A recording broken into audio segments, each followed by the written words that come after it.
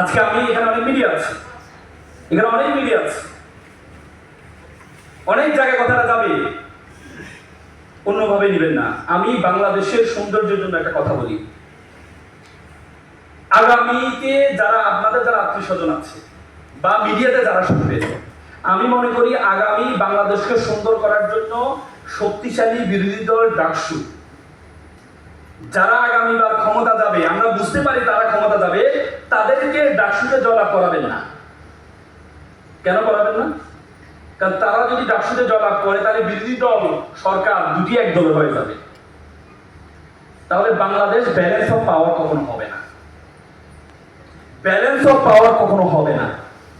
Balance of পাওয়ারের জন্য আগামীর ডাকসু যারা আগামীতে ক্ষমতা আসার সম্ভাবনা আছে, তার যে দল আছে সে দলকে ভোট দিবেন না।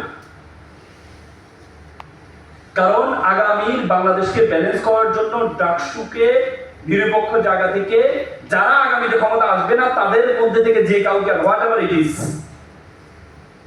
যে কাউকে দেন, বাকশাসও হতে পারে, ছাত্র শিবিরের অপশন আছে।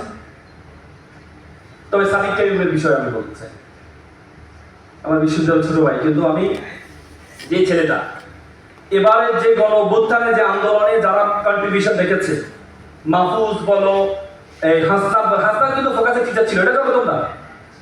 হাসনান যে ফোকাসের টিচার ছিল এটা জানো তোমরা? জানো কিনা? কে কে জানো বলো? হাত তোলো। জানো না তোমরা? এটা ফোকাসের যারা নেতৃবৃন্দ জানাইতে হবে তো। হাসনান ফোকাসের টিচার ছিল, স্টুডেন্টও ছিল।